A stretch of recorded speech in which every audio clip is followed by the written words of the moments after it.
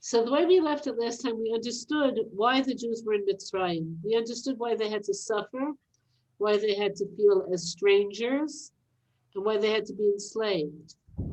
We understood that there was part of the development of who they were as a people. We understood what peoplehood is. We understood their chosenness. And now we have to talk about the plagues when things turned about. So the 10 plagues parallel the 10 statements of creation. So we have to understand this parallelization, and we have to understand more about the number 10. So first, the number 10. The way we count, and this is in all methods of counting that use a zero, is that after 10, you start a new unit. So the idea there being that Hashem is telling us there's something shalem, and now you could say this is as it should be. So we see this in the creation. After 10 statements, let there be this, let there be that, what does Hashem say? He says he saw everything he made, ma'od. Now that doesn't mean he didn't continue making things. The world continues to exist moment by moment, only by his will. But he said this is a unit, this is something that can fulfill its purpose. So the world's purpose is for us, for humans, to bring Hashem into this world, the place of concealment, to bring light to dark places.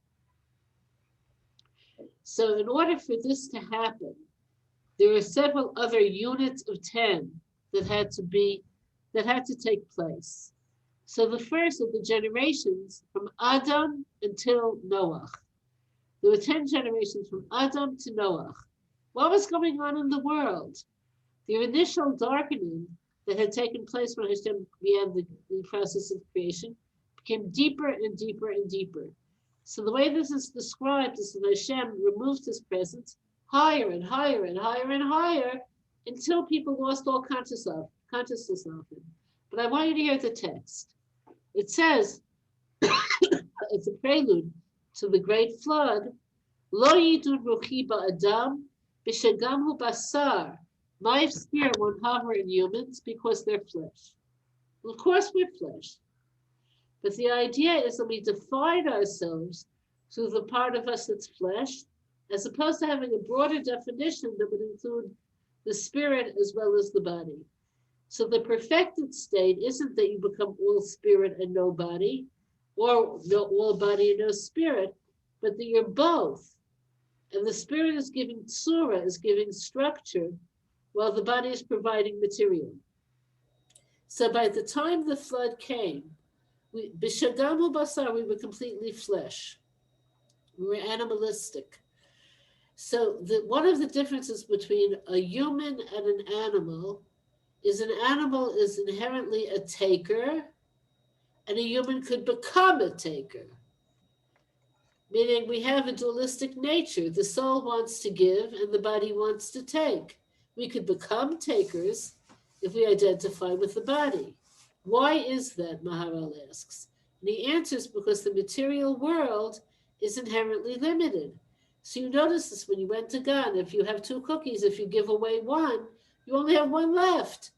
So that's true of everything material. The material world has limitations.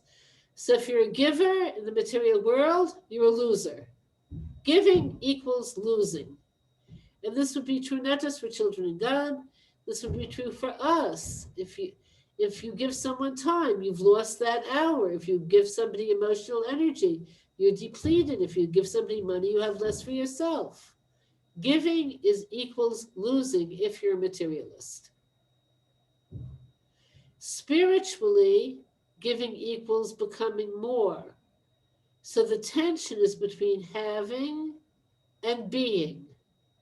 The body wants to have, and the soul wants to be.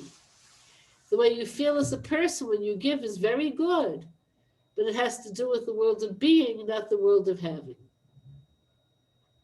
So by the time the flood came about, people had defined themselves physically and materially, which is why it says that the Avera, for which Hashem sealed their fate, was petty theft. That means you're an instinctive giver, even if you don't taker, rather, even if you don't even need what you're taking, you'll take it, because why not? So that was one set of 10. It was what? Taking all of the spiritual traits that we have and reversing them. So this is called the 10 traits of Tumah. We took all of the 10 traits that we had and we used them for the bad, which necessitated the flood. There were 10 generations between Noah and Avraham. So what was happening then? So what's happening then is the digression stopped. And slowly, there was more awakening towards spiritual values. And even Avodah Zarah has to some degree a reflection of wanting something more than what an animal wants. Animals don't do Avodah Zarah. But the pinnacle was Avraham. What did Avram do? He would look at the material world. He wouldn't be dismissive. But he would say, where's the Balabayit? Okay. Then Avram is tested with 10 trials. So we have, let's look at our 10s, the creation itself, the degradation, and then we have the beginning of light. But for the light to emerge, there needed to be 10 tests. So the word nisayon is related to the word nes, which means a flagpole. The function of a test is to reveal what was there in potential, to bring it out into the world of the actual. So if you look at Avram's most difficult test, according to many, it was the Akedah. And there it says, Atah yadati ki arei Elokim atah. Now I know that you fear God. Wait a minute, yesterday Avram didn't fear God. No, but now you made it knowable. You concretized it. Okay, so that's what made us ready. All of these sets of 10 are what made us ready for the 10 plagues. What are the 10 plagues doing? The 10 plagues are doing in terms of revealing Hashem what Avram's 10 tests did in terms of revealing his tzidkus. Every one of Avraham's 10 tests revealed a different dimension of Avram's relationship to Hashem, progressively higher and higher and higher. So as we know, it says Hashem tzilcha al yad yaminecha, Hashem is the shadow of your right hand. Whenever you seek Hashem, the degree to which you seek him, that's the degree to which he reveals himself. So in the merit of Avraham's 10 trials, Avram seeking to find Hashem more and more and more, Hashem committed to revealing who he is to us more and more and more. So the 10 plagues have the function of what? Of revelation. Okay, that's why they were happening. So because of this, every plague has to be studied, and they have to be studied also as groups, because the revelation took place in many different ways. Okay, so as you know from the Haggadah, there were groups, right? Okay, Datzach, Adash, Bachav. And within the groups, you'll see that there are various components that repeat. So the first of the plagues was Dam. Okay, Dam is blood. Blood is life force. It says don't eat the animals. Okay, don't eat their blood. Lama ki hadamu anefesh. The blood is their soul, is their life force. So the Egyptians related life to the Nile. The Nile would overflow its banks every year, and then would irrigate all of the land. And they would say, we don't need anything more. We don't need rain. We don't need to pray for rain. We have what we need. So this had to turn to blood. They had to see that what they need is life force, and that they don't have any way of getting it without Hashem. So the fact is that when the water turned to blood, the Egyptians did turn to their priests. What would they say? They said, what happened? Why isn't the things that you normally would go to, why aren't they working for us? And the only answer that the Egyptian priests could give is, we can't give you water. What they wanted the most, the Egyptian priests could not give them, and that's what brought home to them the basic message of the plague of blood. So taking this one step deeper, okay, you could ask an interesting question, which is, how come cheese is inflation?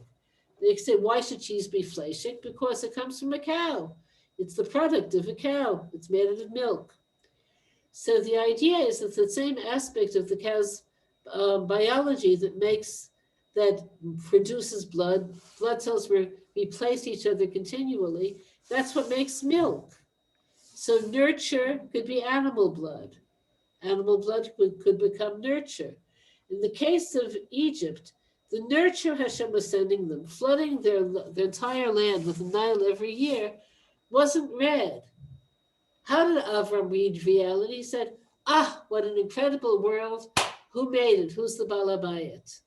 They had the Nile overflowing its banks every year. Did they ever say, who's organizing this one? Nothing. Okay, now when you say that the water turned to blood, it's important to realize how miraculous it was. Blood is a protein. Water is a mineral. Their entire chemical reality had to change. It's not one is red and one is clear. One tastes like nothing and the other tastes bad. No, their whole chemical reality had to change back and forth. Okay, so if you were an Egyptian, would you be ready to let the Jews out after just this one plague? Yes. I'd be ready. I'd be let them go. We can't handle this. This is death. What were they thinking? They were thinking, and they actually have a hieroglyphic of it called the Hieroglyphic of the Bad Year. Did any of you ever see this? It's a bad year. One thing and then another thing and then another thing. Boy, was that a bad year. They were attributing it to nature. So I want to tell you something very interesting. There are people who look at the Torah critically. So when you talk about the miracles, like let's say the water turning into blood, to the critics, there are only two possibilities. Either it didn't happen at all. We'll say it's mythic, it never happened. Or what? Or it happened, but it really was a natural phenomena. Maybe it just looked red, whatever. But the third possibility is maybe it was a miracle from God they're totally dismissive of. So this particular plague, the fact that people didn't just send out the Jews at that point, it shows you how hardened they were already. Okay, so the blood was followed by the frogs, Tzfat, which also came out of the sea and onto the land. And these frogs were different than other frogs. First of all, they came out at Moshe's command. But besides that, they were fairly large and they were numerous. They were all over the place. They were in the people's beds, in their shoes, every place. Okay, so what would you think about a frog being in your shoe? What would you think? So what they thought, when they saw the frogs in their shoes, in their ovens, okay, they couldn't bear it because both the frogs were repulsive and they were everywhere. But on some level as well, sometimes animals reproduce and they're numerous and they were still trying to hold it down to nature. But there was one thing about the plague of frogs that was particularly unnatural, which is that they went into the ovens. Why did they go into the ovens? And the answer is because Hashem wanted them to go into the ovens so that we could see something. So it says, Hanani, Mishael, and Azariah, much, much later, when they were taken out to Babylon. This is already the Churban Bayit, hundreds and hundreds of years later. They had the courage not to bow down to Nebuchadnezzar. Why? Because they said, so what's the worst he could do? Now, the answer to that question was pretty horrific. He could throw us in an oven, as he had threatened. And they said to themselves, the frogs can go into an oven in God's will. We are less than frogs. So we learned something from the Mesiras Nefesh, so to speak, of the frogs. The next one was kinim, lice. I'm just curious.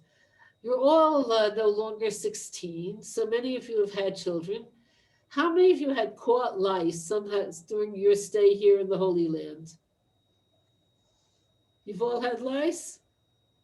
For sure. For sure. Absolutely. It's part of the game. So you know how they're not hard to get out. The eggs are hard to get out. But the lice that we have is not like the lice they had in Egypt. The lice that we have, I shouldn't say we have present tense, what we had when our children were growing up, had to do with the hair, and maybe other parts of the body that have hair on it, under the arms, whatever. Okay, but the Egyptians were walking ankle deep in lice. Could you imagine this? They were ankle deep in lice. The lice were all over. Okay, so what was that supposed to show them? So the sorcerers, the Egyptian sorcerers, were able to replicate dam and tzfat. They couldn't replicate lice. And when they were asked why, their answer was because they're too small. We can't replicate something that's so small. Okay, so how small are things? What's the smallest thing you ever heard of? Nanoparticles. Nanoparticles. Metal particles, okay? Smaller than that. Think something even smaller than a metal particle. Virus. A virus, good. A virus is much smaller than a metal particle. But a virus still is composed of atoms. Is that not true? And atoms have many parts. And inside the atom's nucleus, what's there? We're talking about something much smaller than the pin of a needle. What's there? So you have subatomic... The nucleus. Proton, neutron. In the nucleus, you have subatomic particles. The DNA. DNA. The quarks. Mitochondria. Yes, okay. Okay, has anyone ever seen them? No, we can't see them. We know what we see, what they do. We can't see as yet. We don't have the ability to see how they are. So why am I talking about this? Is it possible for anybody to even begin to estimate how many of them there are in the world? How many subatomic particles there are in the world? We would have no number for this. Okay, so why am I mentioning this? Who's in charge of them? God. I want you to think about this. Today, somebody mentioned a virus as being very small. And the virus we have, you've seen pictures of the COVID virus? You've seen it? With the horns? You haven't seen it? They're pretty, aren't they? It's very physically very pretty. But you could see that compared to what there is, they're big. They have particles that they could see under a microscope. I'm talking about much smaller than that. But even COVID virus, no human has any control over it at all. Is that true? True. Very true. Okay, so the Egyptians couldn't replicate lice, in order that we see there's an entire universe of the very small. And who's ruling that universe? So what we learned through Dam Tzfat is that the source of sustenance, that the source of life, and the world of the very small are all under Hashem's dominion. So this was for who? Was this for the Egyptians to learn or for the Jews to learn? Who is this for? The Jews. The Jews. So I want to tell you something. Sforno says both. Huh. Isn't that interesting?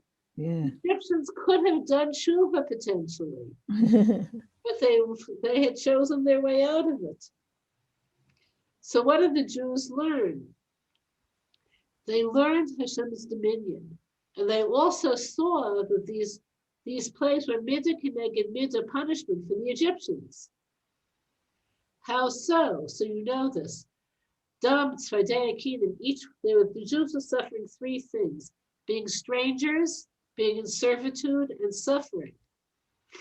So the suffering, which one is the most painful of Dam tzfat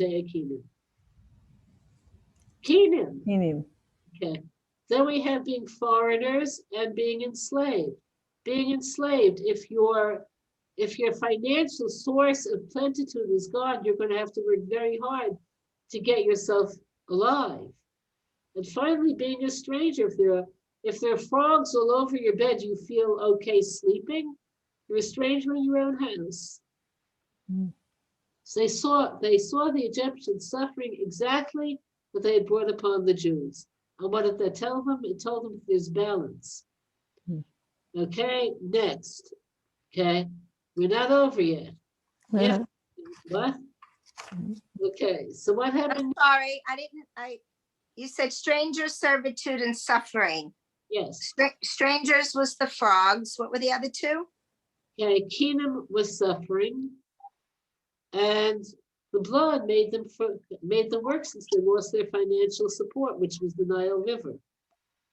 Okay, thank you. Okay.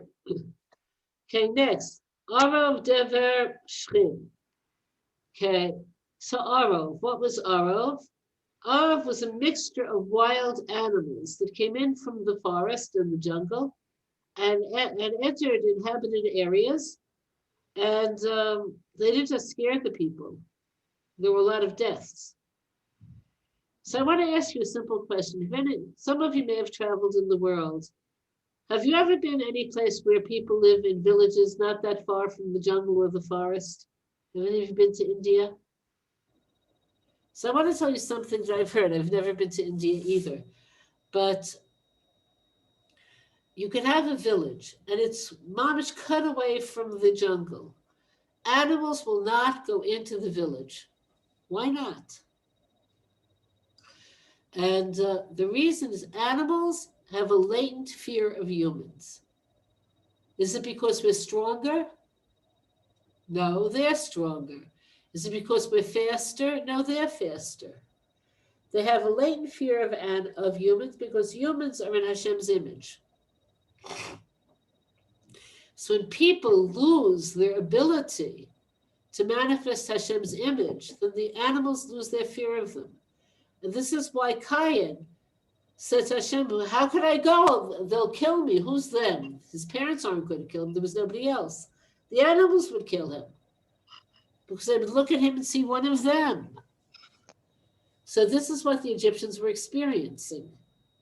Now, a question that you could ask, I don't know if this interests any of you. What about subhuman peoples who might have been in the world? Were there subhumans? When you went to school, you might remember they would have these pictures of people who were like ape-like, and then they'd stand a little straighter, and their foreheads are a little bit bigger, and they're holding a club. And then, another couple of pictures, and the next thing you know, they're standing upright, like the woman in the picture has shoulder-length hair, the man has a tiger skin over one shoulder. You remember those pictures? So the question is, were there ever subhumans? So the Medrash says that in the plague of Arov, there were subhumans. And there were subhumans in the world. They were called Adnei Hasadeh, which means the master of the fields. And they were like humanoids. What makes a person human? That they have a soul. That these human-looking beings, but they were attached to the earth by their umbilicus. So until Hashem said, "Nasa Adam b'tzalmeinu," there were no humans, even if they were subhuman beings. So the animals went after the Egyptians because the Egyptians had lost their humanity. Okay, next. Dever. Dever was a plague that affected the animals, the domesticated animals. So first they were affected by the wild animals, and then the domesticated animals died in the plague. Just remember, their water supply had been affected and other animals were affected. The last one in this set was shchin. Shchin are boils, but they're not like the boils that humans get today. There were boils in which not usually the outside is hard and the inside is liquidy. Here, the outside was tender and liquidy, and the inside was hard and abrasive. So they were terrible boils, and they were all over the skin of the Egyptians. So again, we see the same thing, that this paralleled what they had done to the Jews. So what they had done to the Jews, again, was enslavement. What else? Suffering. What else? Being strangers. Okay, so which one was suffering? You tell me. Which one made their bodies suffer? Shchin. Shchin. So Shchin was suffering. Okay. Next, if all of your animals die, how good is it for you financially? Terrible. It's over. It's So over. basically, they had to work even harder. Mhm.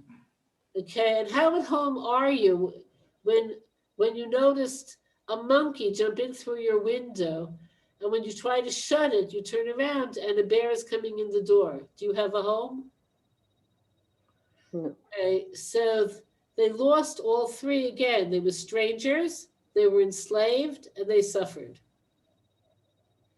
Did they learn? So the answer is no. Now, after the fifth plague, it says Hashem hardened their hearts, meaning they had to harden their own hearts first. Before Hashem said, I'll leave you as you are. You harden your hearts, I'm going to leave you like that. So in terms of accountability, they're accountable for having hardened their own hearts. Okay, so what's Hashem's agenda? Why did he harden their hearts?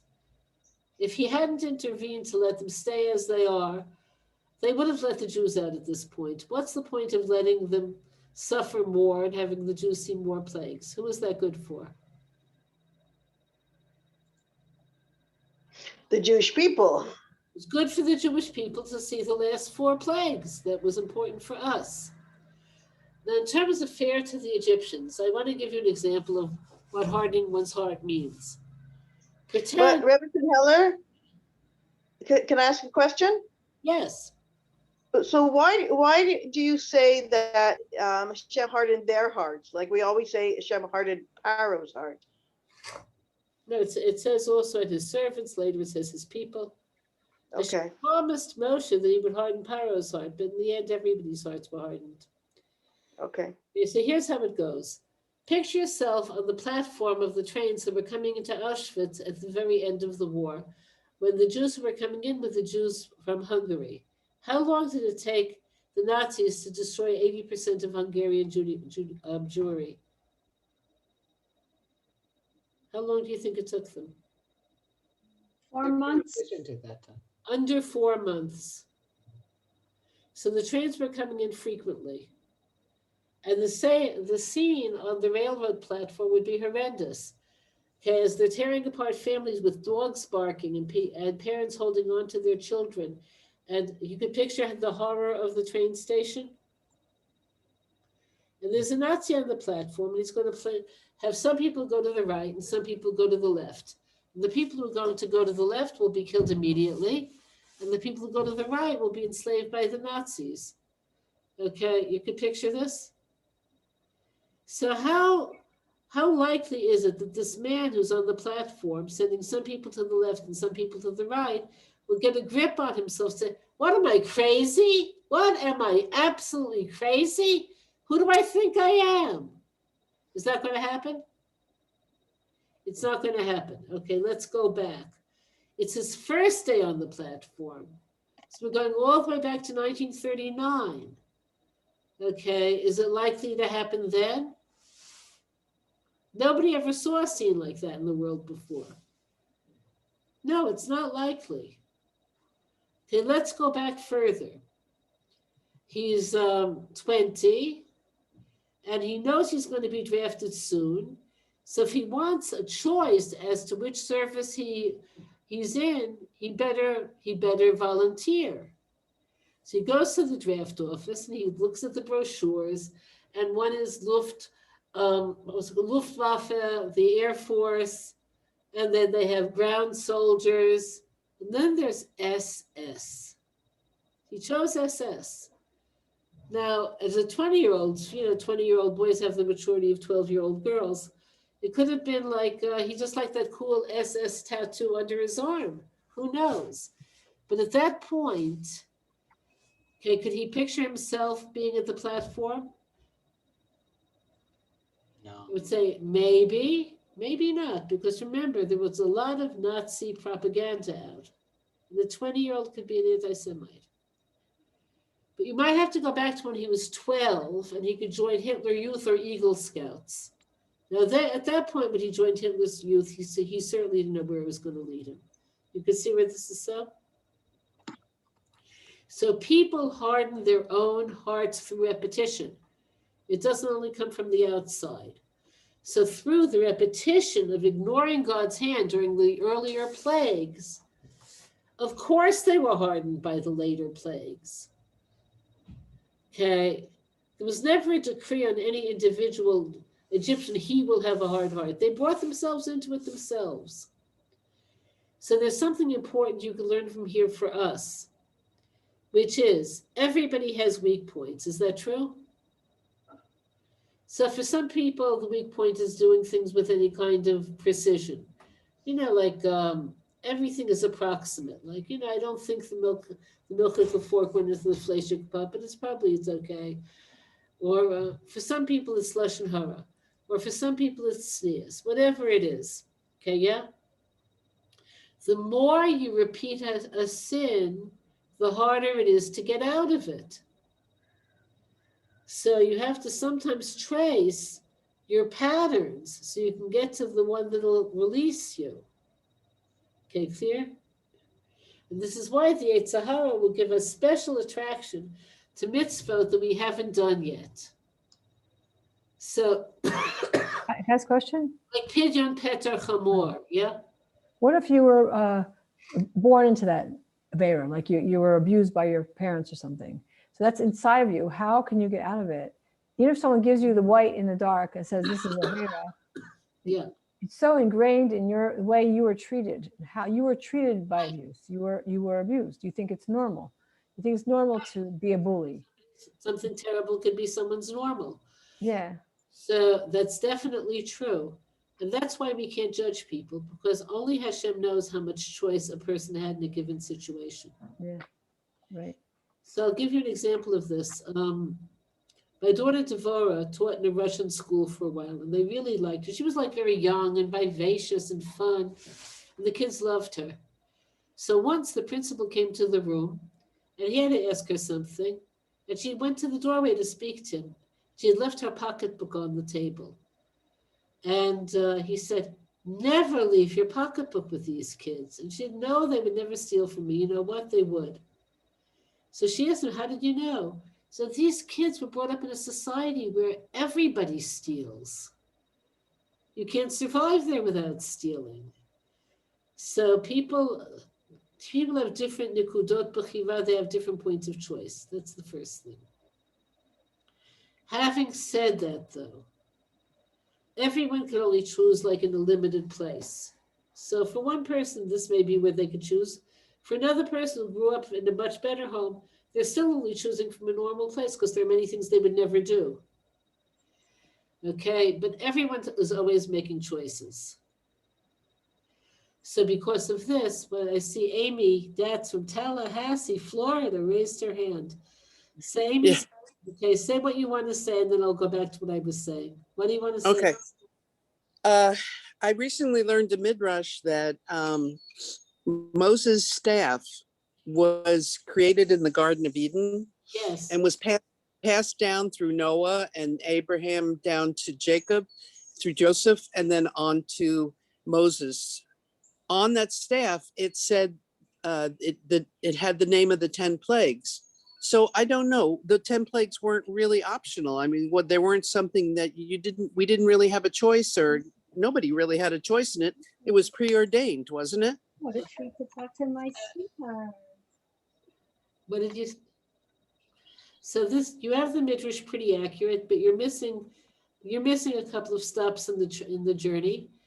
But one of the stops that you're missing is important for our purposes. Okay, so the staff didn't go straight to Moshe. It was taken in the end through Yitro and planted in his garden. It was nobody could pull it out. Moshe was able to pull it out, and that's how he came to it. So many things were on the staff, but the letters of the various things were not necessarily in order. So nobody knew the secret of the letters until the events actually happened. It was a very good question. If those of you who know me for a long time know how rare it is for me to say something was a good question. Why was it planted in Yitro's yard? It was meant to be a test to see who's supposed to be the one who liberates the Jews. Oh, But didn't it mean that this had to happen? Didn't it mean the plagues had to happen? So I'll tell you why I'm hesitating. I don't want to go to a very long thing about how Hashem knows and we still have choice. So I'm going to give you a short answer. But it's a big topic. So the way it works is as follows. Suppose, okay, so I'm going to give you two answers. Suppose I took you to a movie and you see the whole plot unfolding, okay? Does that mean that you intervened and made it happen? Or just that you saw it happen? Is making something happen and seeing it happen the same thing? I guess it's happening. The fact that it's happening, whether I'm there or not, it's still happening. Exactly. So you have things that are going to happen, and Hashem sees it, but that doesn't even mean he's making it happen. He could see that it's happening. So the concrete is, suppose I told you, you're from Florida. So suppose I told you I have a friend in the Caribbean who practices black magic, and you believed me. Okay. I'm letting this ring out. Okay, so don't pay attention to it. So I said, my friend has a crystal ball, and she could watch us talking. She sees me and you talking. Here I am with Amy talking. Okay, and you believe me. Now I tell you, you know what? I don't really have a friend in the Caribbean, and I don't think people could see through crystal balls. Did that make a difference to our choice making? Whether she could see it or not? No. Okay, so that's how free choice and Hashem knowing beforehand works. Okay, so I want to go back to where we are. There's more to say on this, though. Okay, so here we are. We're in the next set of plagues. Okay, I'm trying to remember which plague we were up to. Okay, no, we were just finishing this one, their choice. So their choice was pre-made by their callousness. So the last group are as follows. I'm going to do this group faster, and we'll go back to it a little bit next time. Barad. Okay, so Barad was hail, but not hail how we have it.